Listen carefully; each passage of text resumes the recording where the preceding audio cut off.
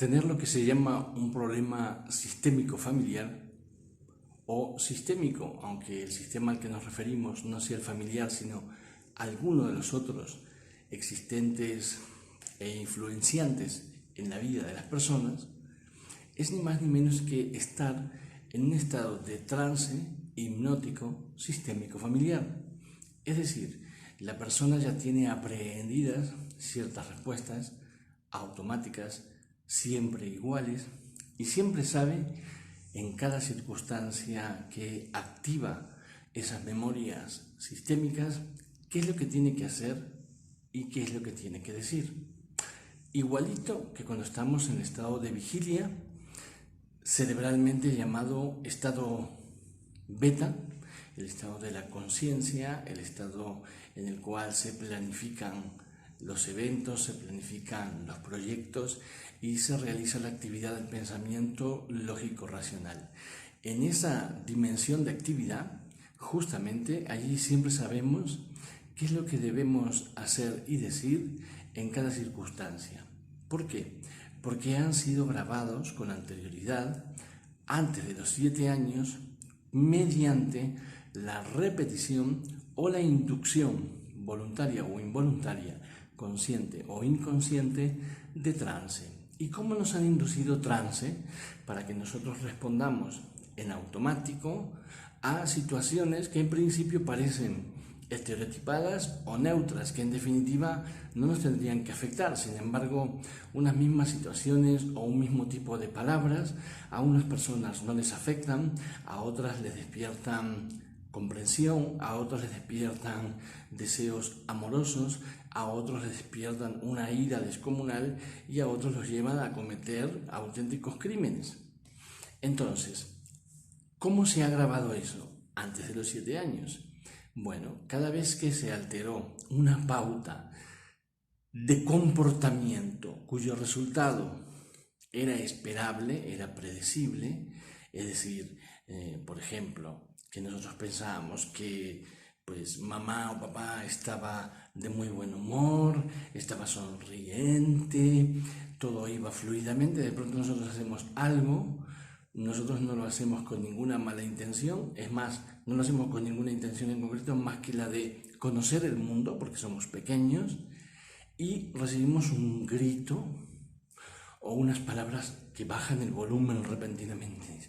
Fulanito, ¿cuántas veces te tengo dicho que? Bla, bla, bla, bla.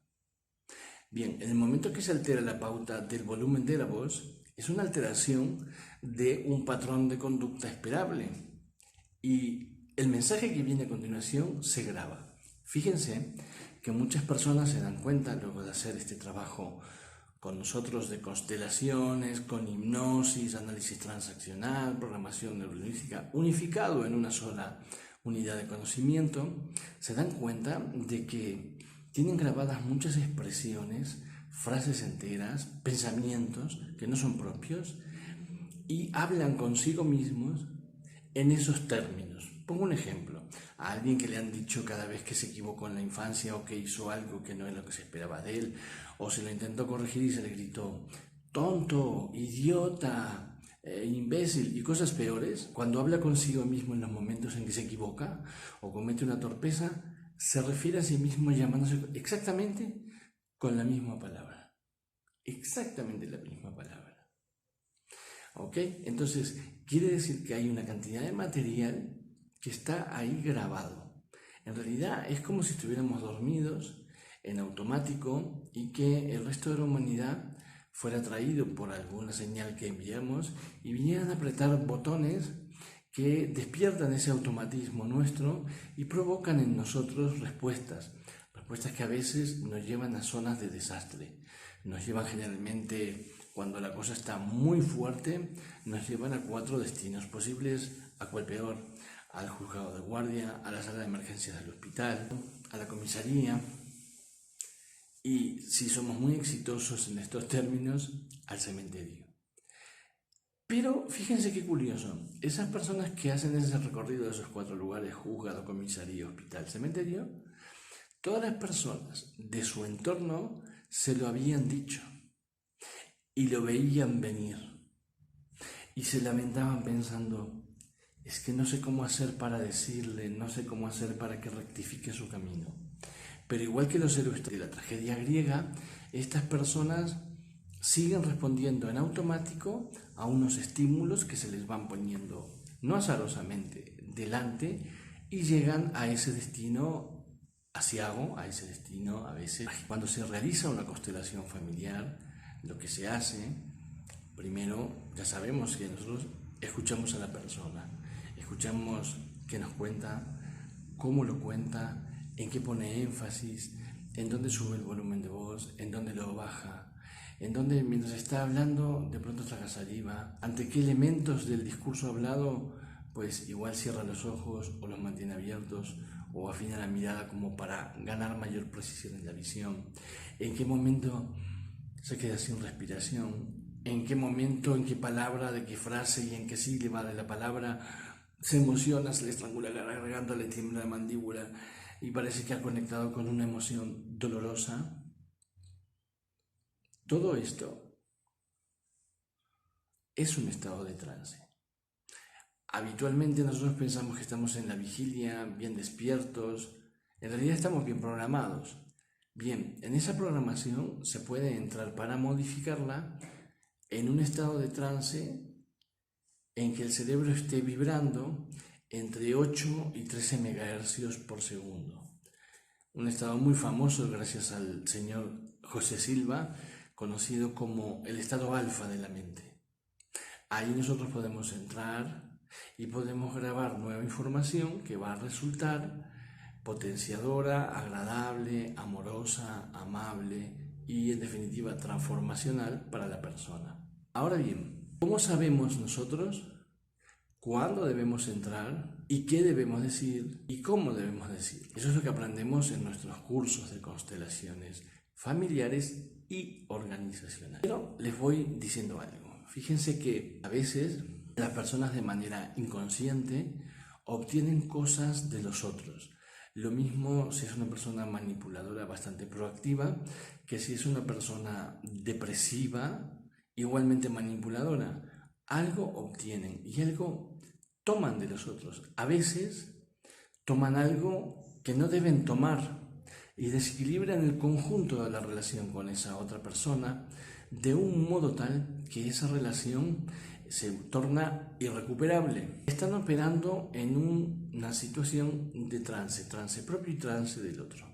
¿Cómo lo sabemos? ¿Y cómo conocemos el trance? Hay distintos niveles de trance y hay distintos modos de entrada en el trance. ¿Y cómo conocemos que la persona o nosotros estamos en trance? Bien, en principio, todo trance de alguna manera presenta ciertas características. Una y muy importante es que todo el mundo sabe qué es lo que tiene que hacer y qué es lo que tiene que decir, de lo cual se deriva que estar en trance es realizando una acción que tiene detrás y previamente un guión, no necesariamente escrito, pero sí programado fuertemente en la mente humana. Una persona de determinado contexto se le dice cierta palabra que puede parecer ofensiva y se lo toma, digamos, en solfa. No le concede mucha importancia según la programación que traiga social y familiar en ciertos contextos. Otra persona que ha sido programada en otro contexto social, histórico y familiar, ante la misma palabra, reacciona de una manera, por ejemplo, violenta, se cree en la obligación, por ejemplo, de matar a la otra persona. Y la palabra es la misma, incluso el tono puede ser parecido. Pero cada una de las personas obedecen a programaciones diferentes. Cierto amigo del gobierno de Veracruz, en una ocasión, cuando yo recién había llegado a México, para explicarme las diferencias entre las distintas zonas de México, me puso un ejemplo parecido. Me dijo, tú le dices esto a alguien en Alvarado y se ríe contigo y te aprecia por ello. Le dices lo mismo a alguien en Jalapa y te mirará por encima del hombro y fruncirá la nariz. Pero le dices eso a alguien en Michoacán y te pega un tiro. Así de claro. Entonces, vamos a continuar. ¿Cuáles son las circunstancias que diariamente nosotros vivimos llamémosle modos de uso del tiempo, en los cuales ya sabemos todo lo que tenemos que hacer y lo que tenemos que decir. Vamos a llamarlas a esas distintas acciones que emprendemos actividades. Las actividades pues son las actividades normales, básicamente la del trabajo. Hay una interacción concentrada en un objetivo, en unos determinados pasos, actividades, etapas y fines, y compartimos amablemente con otras personas los distintos pasos que nos llevan a la conclusión de la tarea encomendada. Eso se le llamamos actividades. Actividad también puede ser parar el autobús, subir a él, pedir el boleto o ticket, llegar a la parada, pedir amablemente que te abran la puerta, bajarte y marcharte. Actividad también es ir a un restaurante y, de acuerdo a ciertas reglas, cumplir con la actividad que tú vas a realizar ahí, que es, por ejemplo, comer. Aquí no hay ningún problema, sin embargo, todo eso ya está, ya se sabe cómo se realiza. Ahora bien, dentro de las actividades uno puede ejercerlas desde distintas, llamémoslas así, posiciones internas. ¿Y qué pasa con estas posiciones internas? Yo puedo vivir una cierta actividad como un pasatiempo. ¿Un pasatiempo qué es? Es una actividad en la cual yo no me implico emocionalmente. Es la actividad que cumplimos cuando le pedimos al mesero de cada día la comida. Hola, ¿qué tal? ¿Cómo le va? Lo de siempre va a ser, o hoy quiero esto y tráigame para beber esto otro. No se espera que la otra persona vaya a decir ni a hacer nada que escape al guión de la relación mesero-cliente, camarero-cliente. Si alguien lo hiciera, el otro lo miraría con asombro y trataría de resignificar la situación, resemantizarla, enmarcarla en un contexto diferente. Y si la situación fuera declaradamente violenta, agresiva, sexual o algo así, la otra persona directamente diría que pensaría que estamos un poco locos o que somos unos desquiciados que no sabemos cómo son las normas, porque una característica de la locura o de la anormalidad o del comportamiento anómalo es que no respeta las reglas de la programación. Es decir, la persona que ejecuta esa acción se sale de lo que estaba esperado que dijera o que hiciera. Entonces, lo que se hace dentro del contexto de lo que se espera está programado, todo el mundo lo sabe hacer. En ese momento estamos en un trance leve, en el cual nada que pueda alterarnos, si nada que pueda alterarnos se presenta, seguimos realizando la acción cómodamente. Ahora bien, si alguien con habilidades comunicativas se comunica con nosotros dentro de ese contexto del pasatiempo, usando el mismo tono, énfasis y volumen y unas maneras adecuadas a cómo se comunica la gente en ese contexto, pero el mensaje que emite es diferente, nosotros vamos a entrar en un trance mucho más profundo.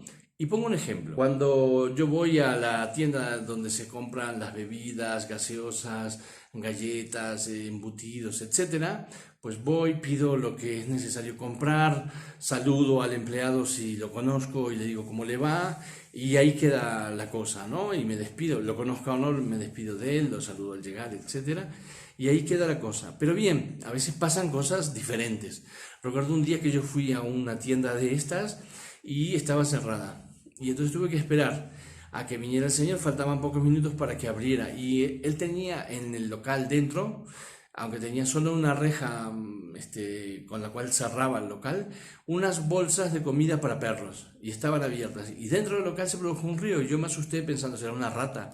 Y eran unas palomas que estaban comiendo la comida para perros. Cuando él vino, después de saludarlo, etcétera, le comenté: ¿sabe que antes aquí tenía usted unas palomas comiéndose la comida para perros? Y él no respondió a mi pregunta, me dijo, ah, sí, y pasó a otra temática. Me empezó a preguntar, ¿y usted de qué país es? ¿Y usted a qué se dedica? Etcétera. Y yo quería bromear un poco y le digo, sí, soy pues de Uruguay, nací en Uruguay, luego viví en tal lado, en tal otro, etcétera. Pero me preocupan las palomas que comían eso porque después salen, persiguen a los coches y le picotean las ruedas. Pero lo dije en un tono que parecía que estábamos hablando de lo que estábamos hablando. Y el hombre simplemente dilató las pupilas, parpadeó, como si se estuviera adormeciendo, señal de trance más profundo, y dijo, ah. En ese momento yo podía haberle dicho, regáleme esto, o si era el momento de hacer la cuenta, decirle que era menos de lo que era, y él en el estado en que estaba hubiera aceptado la información que yo le brindaba. Por supuesto que no era mi intención hacer ninguna de esas cosas, pero tengan en cuenta que las personas que se valen de la distracción para obtener cosas de los demás inducen este trance y lo hacen a veces con esto. Por ejemplo, todos ustedes conocen la típica escena en que el jefe está distraído, atendiendo un teléfono, hablando con una visita, viendo que le informa a un empleado que es el secretario o la secretaria, y pasa el empleado vivo de toda la vida, y dice: hola jefe, ¿cómo le va? Ya me firmó aquello, y el otro: ¿qué? Porque está la atención dividida en 4 o 5 frentes. Si las vacaciones, ¿qué? Ahora le traigo para que me firme. ¿Cómo? Sí, y va y firma. Y pasan los meses, el empleado no está. El jefe pregunta: ¿y dónde está este? Y todos le dicen: pues se fue de vacaciones. ¿Y quién le autorizó las vacaciones? Y todos le dicen: usted. ¿Cuándo? Cuando estaba en trance. Si la atención está dividida en varios frentes y yo propongo un mensaje distinto, un poco descolocante, pues la persona automáticamente entra en trance. Esto lo han vivido todos. En trance están los enamorados cuando se miran profundamente en la cafetería y se están acariciando los deditos de la mano, y él le dice a ella: oh, cuánto te amo. Y ella le dice: yo te amo más. Pero ¿cuánto más? Entonces están hablando en ese tono y haciéndose esa caricia. El método de hipnosis de acaricia del dedo es el más antiguo del mundo. Para dormir bebés es ideal, úsenlo. Y entonces en ese momento están en trance ambos. Por eso luego los enamoramientos, cuando se rompen, son tan difíciles de romper, porque fueron grabados muchas veces a mucha profundidad, tal como nos hacían de pequeño cuando nos colocaban mensajes a niveles bien profundos. Cuando ustedes van al cine y llega la escena cumbre, invariablemente sube el volumen de la música y ustedes quedan colapsados por el sonido tremendo que rompe los tímpanos de la música, y aunque en el momento de la escena cumbre se diga una banalidad absoluta, ustedes esa banalidad la van a recordar toda la vida. ¿Por qué? Porque en ese momento se alteró el volumen de la música y se indujo trance, y en trance todo queda grabado. Yo trabajé mucho tiempo con una buena amiga que ella daba clases de idiomas, de idioma inglés en concreto. Yo ponía a la gente en trance y ella le ponía unas grabaciones, de modo tal que la gente aprendía inglés en 8 sesiones de 6 horas y salían hablando inglés como loros. Yo he usado ese mismo método para que la gente aprenda distintas habilidades, como por ejemplo hacer constelaciones familiares, trabajar la propia inteligencia emocional, etc. Bien, cuando nosotros estamos en un pasatiempo y nada lo interrumpe, nosotros estamos haciendo una actividad que ya está programada, es trance. Cuando nosotros estamos participando en un ritual, que es una actividad de mayor calado, una actividad en la que todo está prescrito ya, la fiesta del casamiento de mi hijo mayor, o de tu hija mayor, eso es una institución. Entonces, ahí ya se sabe todo lo que va a hacer cada uno y lo que tiene que hacer cada uno. Y si alguno rompe con el papel, rompe con el rol, se porta mal, se emborracha, se cae sobre el pastel de casamiento, lo tira al suelo, lo destroza, eso recibe fuertes sanciones. Muchas peores son las sanciones si la persona que se va a casar tiene un hermano que tiene que ir y que le pidió por favor que fuera padrino, pero se negó, y además se opone a la otra persona con la que la casadera se va a casar y dice: no voy a ir a tu casamiento, no va. Eso es una ruptura del ritual muy fuerte, y va a tener sanciones. Y aquí hay dos facetas: o las personas están muy implicadas en los comportamientos rituales, o están poco implicadas. El margen de libertad individual, de la vida, lo que se llama la vida personal, está dado por la distancia emocional respecto de los rituales. A mayor distancia emocional respecto de los rituales, mayor libertad personal. Ahora, cuando la posibilidad es inflexible: no, en la cena de Navidad tú tienes que comer conmigo y si no me divorcio. Esa inflexibilidad ante los comportamientos enmarcados en rituales está dando escasa libertad personal y escasa vida interior, escasa vida personal. ¿Ok? Entonces, ¿cuál es la característica del ritual? Todo está programado.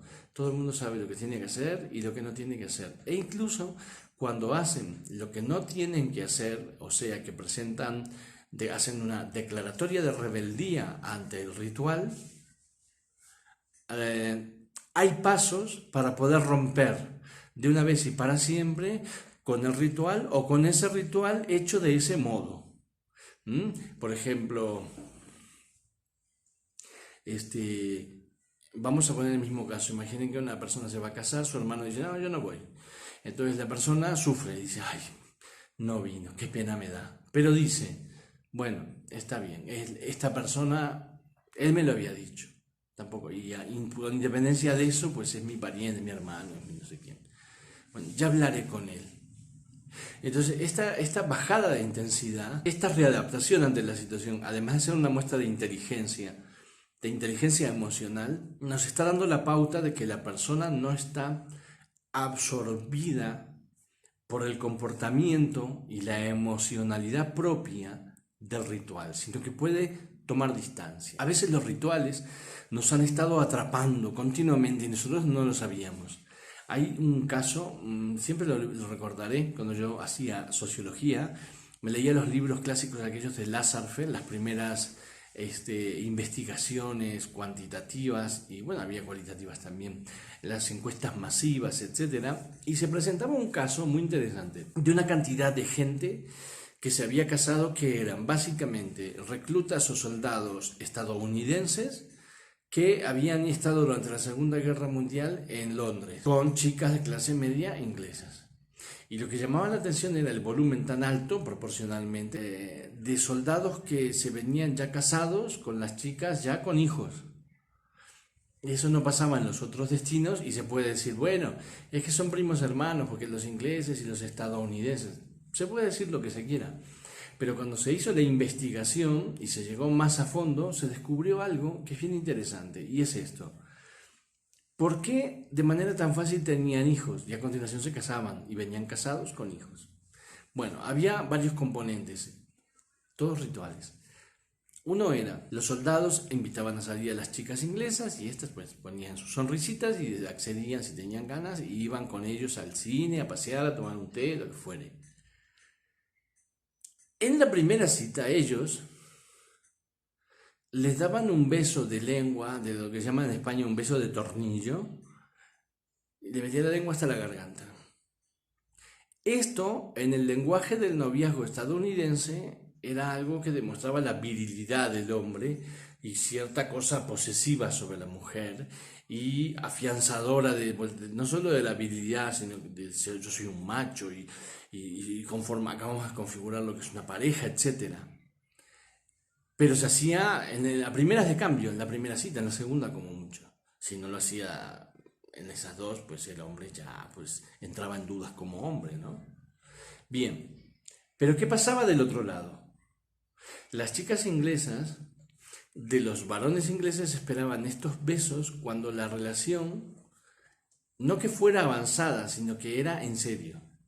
Si un inglés le daba uno de esos besos a una inglesa de clase media, quería decir que iba muy en serio. Entonces imagínense, como se dice en España, se juntaron el hambre y las ganas de comer. Ellos en la primera cita, según su ritual de noviazgo, tenían que dar un beso de tornillo que demostraba su virilidad. Y ellas recibían un beso de tornillo que demostraba para ellas otra cosa totalmente distinta. Demostraba que podían confiar y irse a la cama con aquel hombre.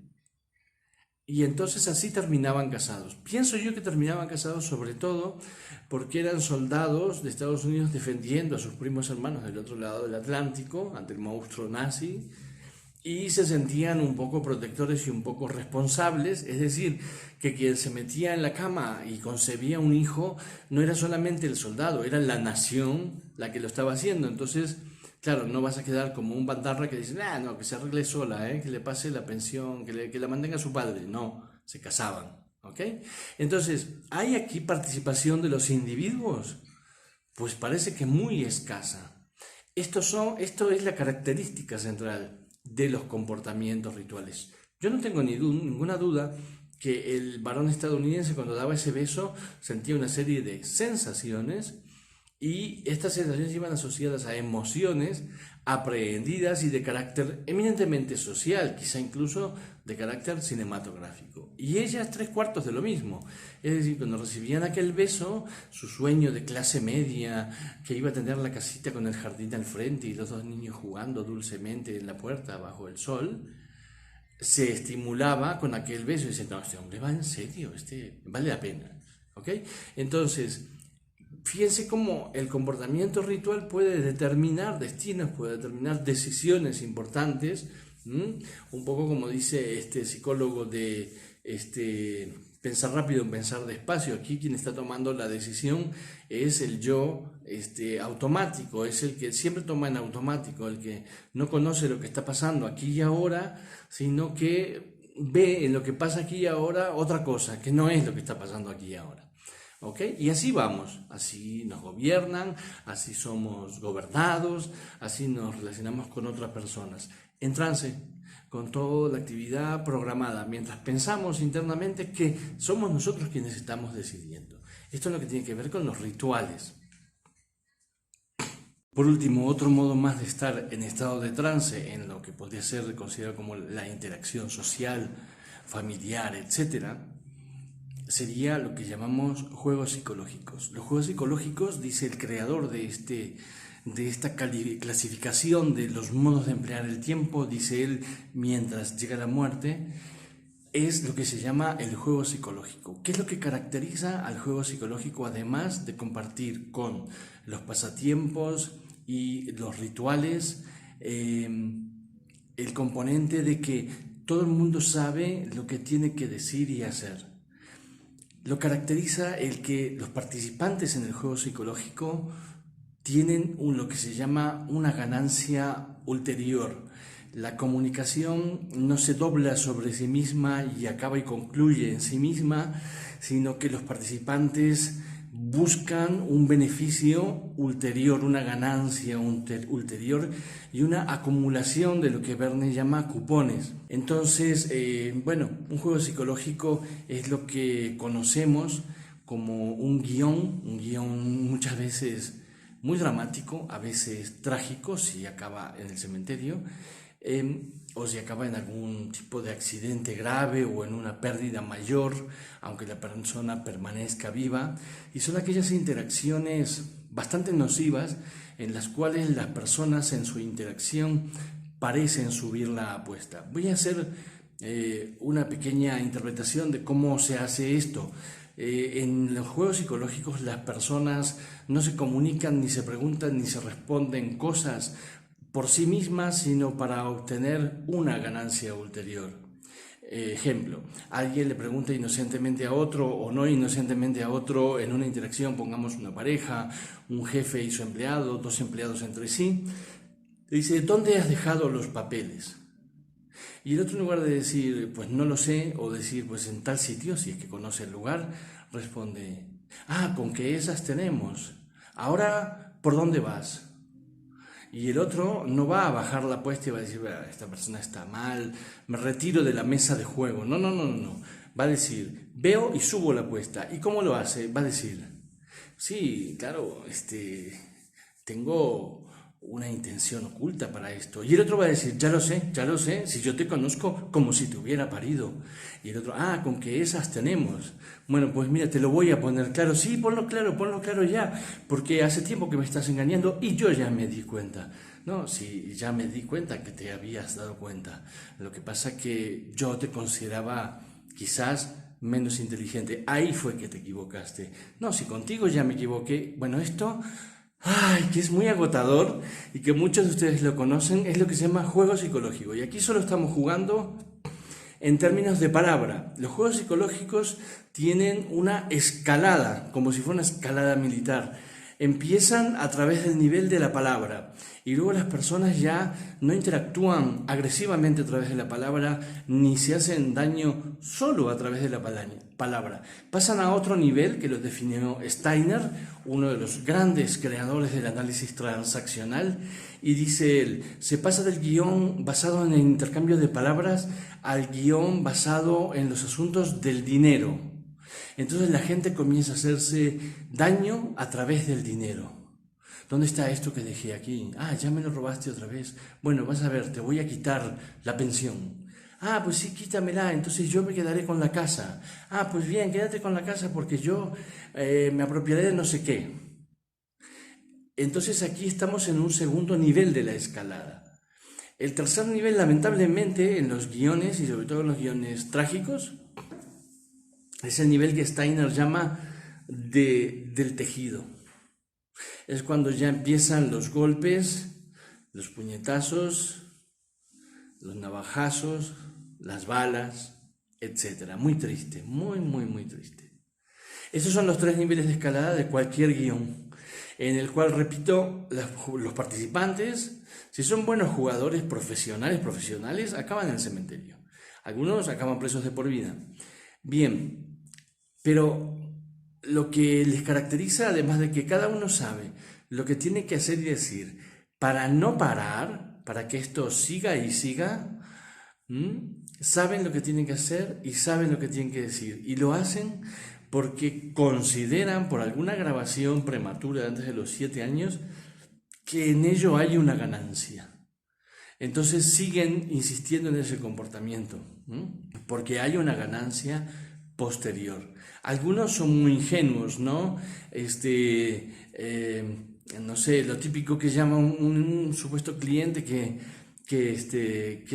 puede tomar una terapia, trabajar sobre sí mismo, pero no quiere, que es bastante frecuente. Entonces viene a desafiar al terapeuta o al coach o al facilitador, y entonces si es ingenuo le va mostrando toda una serie de: es que yo fui aquí, fui allá, fui más allá, pero no pudieron conmigo, ¿eh? Es como si estuviera dando un mensaje subliminal que le dice: es que yo soy muy especial y usted, yo me temo que usted no podrá conmigo. Y entonces el terapeuta ingenuo, el facilitador ingenuo, se toma eso como un reto y pica en el anzuelo. Y a medida que va avanzando, va viendo lo que él califica o llama avances en el trabajo. Hasta que un día el terapeutizado, el cliente, le dice: estoy muy contento de haberlo conocido, ¿eh? Y el otro interpreta esto en términos del trabajo profesional y dice: ay, bueno, pues muchas gracias. Y dice: lamentablemente no nos vamos a ver más porque es que no le veo yo a esto el qué. Y entonces ahí ya lo ha chasqueado. Claro, si el terapeuta no es un jugador de juegos psicológicos, no va a responder a eso, lo va a despedir y ya está. Si él sabe jugar juegos psicológicos y tiene la compulsión de hacerlo, va a entrar en esta trampilla que le ha puesto el cliente casi que sin darse cuenta. En algunas películas, por ejemplo, aquella tan famosa con Glenn Close, Atracción Fatal. En este momento es muy importante dejar bien claro un punto fundamental en esto de los juegos psicológicos. Y es lo siguiente. Todo el tiempo les estuve diciendo que tanto en los pasatiempos, en los rituales y en los juegos psicológicos hay características comunes. Por ejemplo, que todo lo que se dice y hace está preprogramado, o como decimos en lenguaje de computación, predeterminado. Como si hubiera un programa instalado ahí que hace que la gente haga y diga ciertas cosas. En el caso de los juegos psicológicos hay un componente adicional que lo he mencionado como la ganancia ulterior. ¿Y qué es la ganancia ulterior? Es una emoción. Es una emoción que la persona va continuamente buscando, como quien busca un premio, un refuerzo pavloviano a la propia conducta, para reforzar sus creencias y reforzar su propia identidad en definitiva. Entonces, en los casos que he puesto de ejemplo, por ejemplo, he imitado una improbable discusión entre dos personas que va subiendo de tono. Bueno, cada uno de ellos lo que pretende demostrar es que tiene razón. Y eso de alguna manera lo empodera negativamente. Es lo que en el extraordinario trabajo terapéutico del pathwork se llama la estimulación, la pasión, la sensación negativa. ¿Ok? El refuerzo negativo, la emoción negativa que aparentemente empodera a la persona, la llena de poder y la hace sentir que está en posesión de la razón, que Dios es justo, que la vida es justa, que el sistema es justo. ¿Ok? El problema aquí es que esa sensación no está vinculada a la vida, ni conduce a la persona, ni a través del camino de su vida, ni a través del camino de su destino. La lleva por otros derroteros inconscientes. ¿Ok?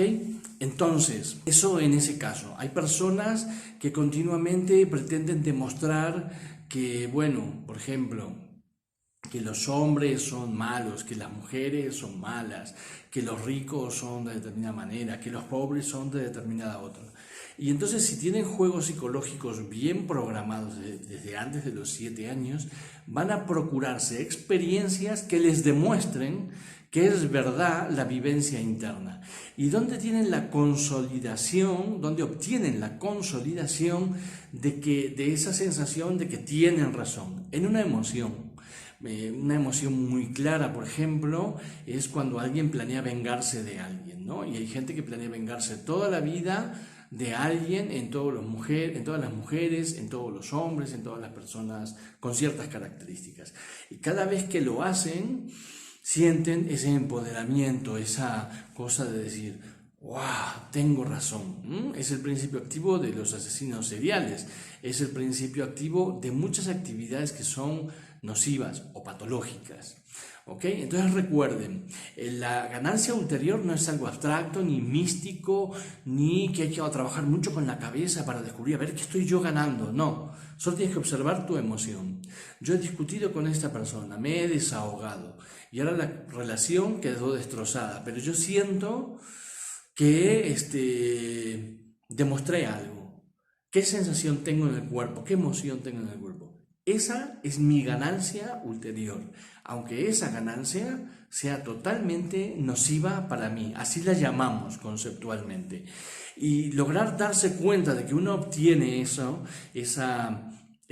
placer negativo, ese es el término exacto que usa el Pathwork, en percibir ese placer negativo que hay ahí detrás es muy sanador porque genera una conciencia tremenda en torno a algo que está pero bien oculto por la conciencia, porque nadie quiere librarse de algo que aparentemente parece muy positivo. Y fíjese qué importante es esto, el profundizar aquí, el profundizar para que la persona pueda tocar esa zona emocional, quizá dolorosa del propio interior misterioso, para luego salir a la superficie, salir totalmente del trance y obedecer solo a sí mismo, al yo superior y encontrar su camino en la vida. Que la mayor parte de las sectas, los grupos que basan su poder colectivo en el ejercicio de un poder desmedido y abusivo sobre los individuos, está basado en que se les provee a las personas de un supuesto, pongamos grandes comillas, empoderamiento personal.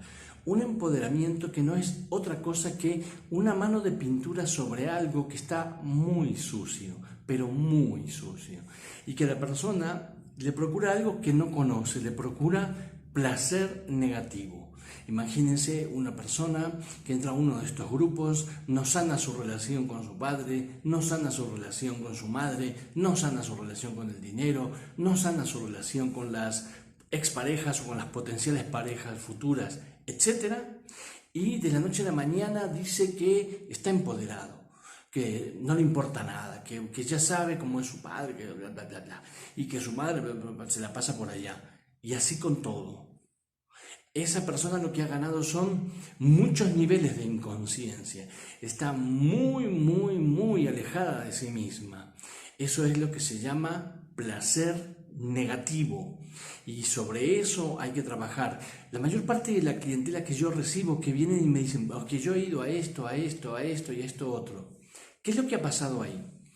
Que han ido con personas quizá muy bien intencionadas, pero con muy poca conciencia y con muy poco trabajo dentro de sí mismas, que les han permitido seguir en trance sistémico delante de ellos, seguir jugando al pasatiempo. Es decir, un cliente que viene y en lugar de centrarse en lo que quiere y comenzar a entrar en el propio interior, te dice, ¡ay, qué bonita esta pared!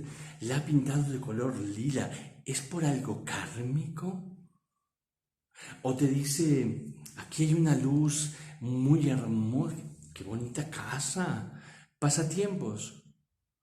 Los clientes no vienen a una facilitación para hablar del color de las paredes ni del último coche que se ha comprado. No vienen a eso. Tampoco viene para entrar y decir, namaste, y que tú entres en ese ritual de saludos y en ciertas creencias. Tampoco vienen los clientes a seguir con comportamientos rituales de toda la vida. No vienen a mirar para abajo y tenerte miedo.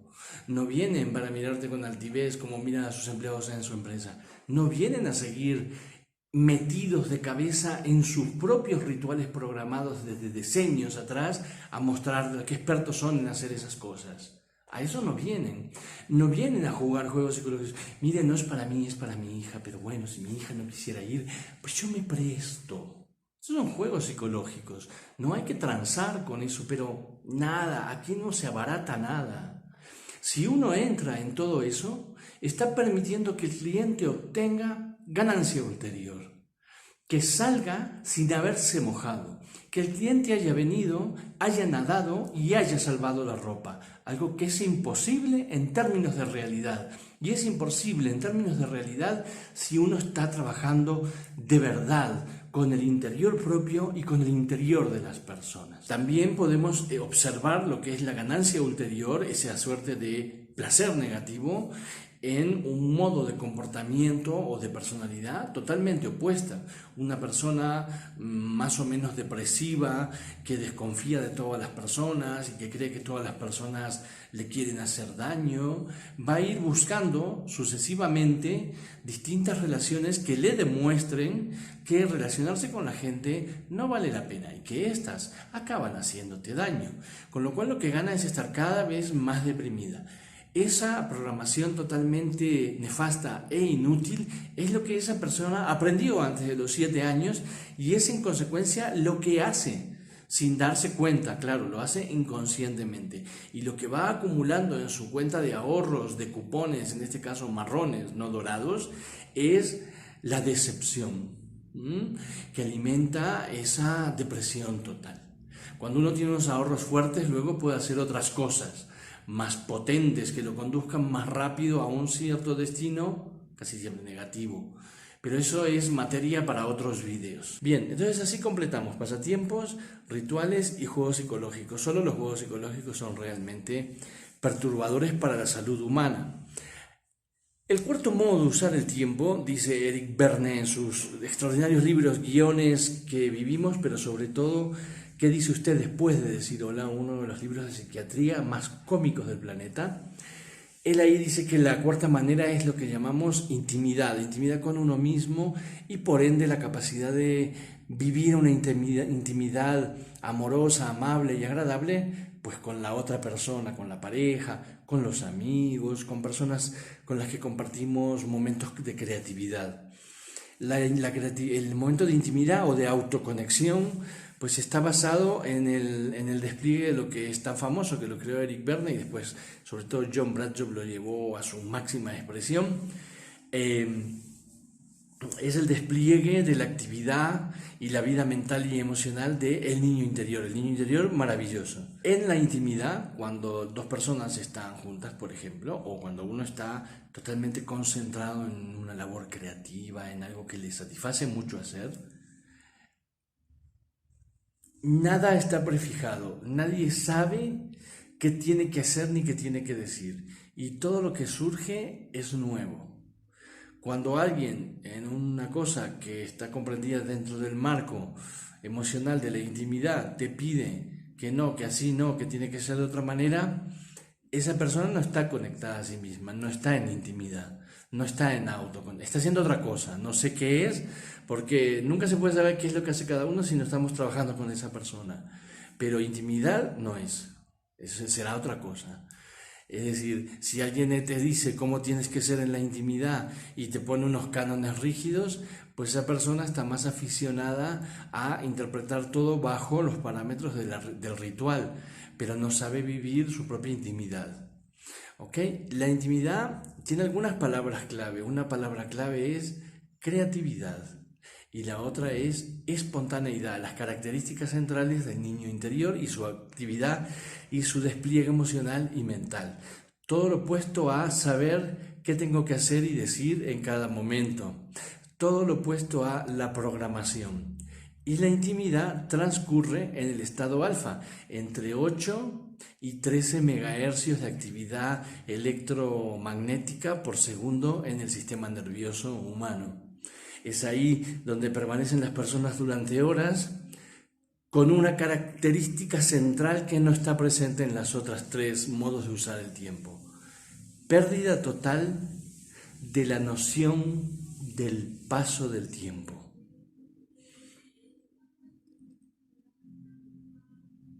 Ahí es donde nosotros empezamos a sentirnos. Si ustedes van y toman una clase con alguien que realmente está autoconectado, verán cómo pasa el tiempo y pasa el tiempo y pasa el tiempo, y de pronto se hacen horas de clase y ustedes dirán, ay caray, me pareció que fueron 20 minutos. Esa persona maneja como manejamos nosotros el trance en las actividades de facilitación de coaching, de constelaciones familiares, de aprendizaje. Yo preparo mucha gente que prepara conmigo el examen de ingreso a la universidad. Vienen y me dicen, prepáreme por favor a nivel motivacional interior y el estado adecuado para conseguirlo. Y entonces solo se logra en ese estado. En ese estado que nosotros les enseñamos en nuestros cursos de inteligencia emocional, de constelaciones online con muñecos, familiares con muñecos y organizacionales. En ese estado el cerebro, como decía Milton Erickson, está en su máxima capacidad de aprendizaje, de apertura para absorber cosas. Como están los niños antes de los 7 años.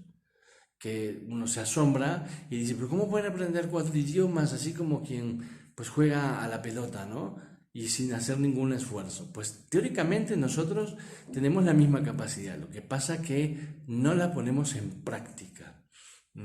Eso es lo que sucede. Y cuando hacemos una constelación familiar, simplemente vamos parando y parando y parando y parando y parando en la actividad que está desarrollando la persona, que es terapéutica y por lo tanto es distinta a la actividad de la vida normal. Vamos parando sus pasatiempos, vamos haciendo un alto, interrumpiendo sus rituales, y si tiene juegos no entramos en ellos, y cuando los empieza a poner sobre la mesa los paramos o los señalamos para que sea consciente de lo que hace, y vemos si responde y quiere o no quiere. Es muy raro que alguien venga y no quiera, pero puede pasar.